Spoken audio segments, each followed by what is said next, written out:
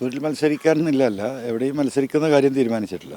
സ്വാഭാവികമായിട്ടും തെരഞ്ഞെടുപ്പ് പ്രചരണം എന്നെ സംബന്ധിച്ച് ഈ പിണറായിസത്തിനെതിരെ സംസാരിച്ച് ആ മുന്നണി വിട്ട് പുറത്തു വന്നു, ഞാൻ രാജിവെച്ചു. അന്ന് തുടങ്ങിയ തെരഞ്ഞെടുപ്പ് പ്രചരണം തന്നെയാണ് എന്നെ സംബന്ധിച്ച്. തെരഞ്ഞെടുപ്പ് പ്രഖ്യാപിച്ചിട്ടില്ലെങ്കിലും സീറ്റ് വിഭജന ചർച്ചകൾ തുടങ്ങിയിട്ടില്ലെങ്കിലും ഓരോ മണ്ഡലത്തിലും ഏതൊക്കെ സ്ഥാനാർത്ഥികളാവുന്നുള്ള അഭ്യൂഹങ്ങളും ചർച്ചകളൊക്കെ തന്നെ സജീവമാണ്. കോഴിക്കോട് ബേപ്പൂരിൽ PV അൻവറിൻ്റെ പേര് കേൾക്കാൻ തുടങ്ങിയിട്ട് കുറച്ച് ദിവസമായി. PV അൻവർ ഒപ്പം തന്നെ നമ്മോടൊപ്പം ഉണ്ട്. നമ്മോട് ചോദിക്കാം, പിന്നെ താങ്കൾ ബേപ്പൂരിലായിരിക്കും എന്നുള്ള റിപ്പോർട്ടുകൾ പലതും വന്നു കഴിഞ്ഞിട്ടുണ്ട്. താങ്കൾ കഴിഞ്ഞ ദിവസം പ്രമുഖരെയൊക്കെ കാണാൻ അവിടെ പോവുകയും ചെയ്തിട്ടുണ്ട്. ശരിക്കും ബേപ്പൂരിൽ മത്സരിക്കാൻ തീരുമാനിച്ചോ? ഇല്ല, ബേപ്പൂരിൽ മത്സരിക്കാനെന്നില്ല, എവിടെയും മത്സരിക്കുന്ന കാര്യം തീരുമാനിച്ചിട്ടില്ല. സ്വാഭാവികമായിട്ടും തെരഞ്ഞെടുപ്പ് പ്രചരണം എന്നെ സംബന്ധിച്ച് ഈ പിണറായിസത്തിനെതിരെ സംസാരിച്ച് ആ മുന്നണി വിട്ട് പുറത്തു വന്നു, ഞാൻ രാജിവെച്ചു. അന്ന് തുടങ്ങിയ തെരഞ്ഞെടുപ്പ് പ്രചരണം തന്നെയാണ് എന്നെ സംബന്ധിച്ചിട്ട്. അതിപ്പോഴും തുടരുന്നു. അപ്പോൾ ബേപ്പൂരിനെ സംബന്ധിച്ച് ഞാൻ പറഞ്ഞു വന്ന രാഷ്ട്രീയം കേരളത്തിൻ്റെ രാഷ്ട്രീയത്തെ തന്നെ മാറ്റിമറിച്ചത് ഈ പറയുന്ന പിണറായിസും ആ പിണറായിസത്തിൻ്റെ കാരണക്കാരനായ മരുമോനിസമാണ്. മരുമോഹൻ്റെ സാന്നിധ്യത്തിന് ശേഷം, രംഗപ്രവേശനത്തിന് ശേഷമാണ് സത്യത്തിൽ പിണറായിയിൽ വലിയ മാറ്റങ്ങൾ ഉണ്ടാകുന്നത്. അതിൻ്റെ തലങ്ങളിലേക്കൊന്നും നമ്മൾ കിടക്കുന്നില്ല. തീർച്ചയായിട്ടും പിണറായിസം അവസാനിക്കുമ്പോൾ വേറൊരു വിത്ത് ഇവിടെ മരുമോനിസം ഇട്ട് പോകുന്നത് ദൂരവ്യാപകമായ രാഷ്ട്രീയ പ്രതിസന്ധികൾ LDF എന്തായാലും ഉണ്ടാവും, CPM അതിലേറെ ഉണ്ടാവും. അതിൻ്റെ ദോഷം കേരളത്തിലെ ജനങ്ങൾക്കും ചെയ്യും. അപ്പോൾ അതുകൂടെ ഇത് അവസാനിക്കുന്നൊരു ഘട്ടത്തിൽ അതുകൂടെ അവസാനിക്കണം, ആ പോരാട്ടം തുടരണമെന്ന് തന്നെയാണ് ഉദ്ദേശിക്കുന്നത്. അതിൻ്റെ ഭാഗമായിട്ടുള്ള കാര്യങ്ങൾ അന്വേഷിക്കുന്നുണ്ട്, ബേപ്പൂരിൻ്റെ സ്ഥിതിഗതികൾ അന്വേഷിക്കുന്നുണ്ട്. CPM സംബന്ധിച്ച് 19 വർഷമായിട്ട് അവരുടെ സ്ട്രോങ് ഹോൾഡ് മണ്ഡലമാണ്. മന്ത്രി എന്ന നിലക്ക് ആ മണ്ഡലത്തെ നിലനിർത്താനുള്ള പല ജിമ്മിക്കും യാഥാർത്ഥ്യമായി ഉള്ളിൽ തട്ടിയെടുത്തല്ലെങ്കിൽ പോലും അദ്ദേഹം ചെയ്തുകൊണ്ടിരിക്കുന്നുണ്ട്. അപ്പോൾ സ്വാഭാവികമായിട്ടും അവിടുത്തെ ഒന്ന് അനലൈസ് ചെയ്യുക മണ്ഡലത്തെ. ആ ഉദ്ദേശത്തിലാണ് ഉത്തരവാദിത്തപ്പെട്ട പലരെയും കണ്ട് അവിടുത്തെ കാര്യങ്ങൾ പഠിച്ച് മനസ്സിലാക്കുന്നുണ്ട്. അല്ലാതെ മത്സരിക്കാൻ ഞാൻ ഇപ്പോഴും തീരുമാനിക്കേണ്ട UDF ലീഡർഷിപ്പാണ്. എവിടെ എന്നുള്ളതൊന്നും അതിനെക്കുറിച്ച് ഗൗരവമായിട്ട് ആലോചിച്ചിട്ടില്ല. സർക്കാരിനെതിരായ ഒരു വികാരം പ്രകടമായി തദ്ദേശ തെരഞ്ഞെടുപ്പിൽ ഉണ്ടായി എന്നുള്ളത് നമുക്ക് പ്രകടമാണ്, അവർ അംഗീകരിക്കുന്നില്ലെങ്കിൽ പോലും. ബേപ്പൂരിൻ്റെ ഒരു മണ്ഡലം എടുക്കുമ്പോൾ ബേപ്പൂർ മന്ത്രി മുഹമ്മദ് റിയാസ് താങ്കൾ പറഞ്ഞതുപോലെ മന്ത്രിസഭയിൽ പ്രധാനപ്പെട്ട ഒരു വ്യക്തിത്വമാണ്.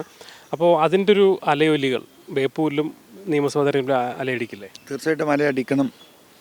ഇത് ഈ പിണറായി എടുത്തു വരുന്ന നിലപാടിനെതിരെയുള്ള പോരാട്ടമാണ്.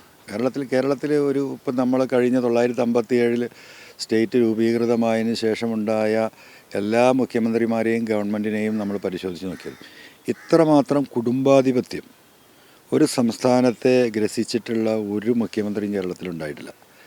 നമ്മളിപ്പോൾ ഈ തമിഴ്നാട്ടിലും അതുപോലെ തന്നെ ഈ കുടുംബാധിപത്യ രാഷ്ട്രീയം മറ്റ് സംസ്ഥാനങ്ങളൊക്കെ നമ്മൾ കേൾക്കാറുണ്ട്. പക്ഷെ കേരളത്തിന് അത് സുപരിചിതമല്ല, പരിചിതവുമല്ല. അപ്പോൾ ഒരു കുടുംബാധിപത്യ രാഷ്ട്രീയം കേരളത്തിൽ ഒരിക്കലും പ്രായോഗികമല്ല. അതിൻ്റെ ദോഷങ്ങളേ ഉള്ളൂ. അതിൻ്റെ ദോഷം എന്ന് പറയുന്നത് ജനങ്ങൾക്കാണ്. അപ്പോൾ ഒരു കമ്മ്യൂണിസ്റ്റ് പാർട്ടിയെ പോലെയുള്ള ഒരു പാർട്ടിയെ അതൊരു കുടുംബാധിപത്യ രാഷ്ട്രീയമാക്കി. ഇപ്പം നിങ്ങൾ കേരളം മൊത്തം പാർട്ടിയുടെ ഒരു സംവിധാനം പരിശോധിച്ച് നോക്കിയാൽ, അത് ബ്രാഞ്ച് തലം തൊട്ട് സംസ്ഥാന തലം വരെ, പോളിറ്റ് ബ്യൂറോ വരെ നോക്കിയാൽ അത് പിണറായിക്ക് കീഴൊതുങ്ങുന്ന ഒരു സംവിധാനമായി മാറുകയാണ്. പാർട്ടി സെക്രട്ടറിക്കോ പാർട്ടിക്കോ ഒരു നിലയും വിലയില്ല. മുഹമ്മദ് റിയാസുമായി ബന്ധപ്പെട്ട് പ്രവർത്തിക്കുന്ന ആളുകൾക്കും അവരുടെ ആ ഒരു സംഘത്തിനും ഭരണം കൈയാളാനും അത് കാര്യങ്ങൾ കൈകാര്യം ചെയ്യാനും മാത്രം സാധിക്കുകയാണ്. ഇപ്പോൾ കോഴിക്കോട് ജില്ലയിൽ തന്നെ വളരെ ഉത്തരവാദിത്തപ്പെട്ട സഖാക്കളുടെ ഇപ്പോഴത്തെ സാഹചര്യം പരിശോധിച്ചാൽ അത് മനസ്സിലാകും. അവർക്കൊന്നും ഒരു സേ ഇല്ല. ഇപ്പോൾ എളമരംകരിയും സഖാവ് കാണാൻ പോലും ഇല്ല. മോഹനൻ മാഷ് ജില്ല വിട്ടിട്ട് ഒരു വർഷത്തോളം ആകുകയാണ്. അപ്പോൾ ഇതൊക്കെ ഒരു ഗ്രൂപ്പ് രാഷ്ട്രീയത്തിൻ്റെ ഭാഗമായിട്ട് വെട്ടി നിരത്തപ്പെട്ടതാണ്. പിന്നെ ഉണ്ടായിരുന്ന പ്രദീപ് കുമാറാണ്. അദ്ദേഹത്തെ മുഖ്യമന്ത്രിയുടെ ഓഫീസിലൊരു ജോലി കൊടുത്ത് അദ്ദേഹത്തെയും ഇവിടുന്ന് പാക്ക് ചെയ്തിട്ട് ഈ പറയുന്ന ഒരു മെഹബൂബും മുസാഫിറും മുഹമ്മദ് റിയാസും ഇപ്പോൾ വയനാട്ടിലേക്ക് നമ്മൾ നോക്കുകയാണെങ്കിൽ അവിടുത്തെ ഗഗാറിൻ ഏറ്റവും നല്ല സെക്രട്ടറി ആയിരുന്നു.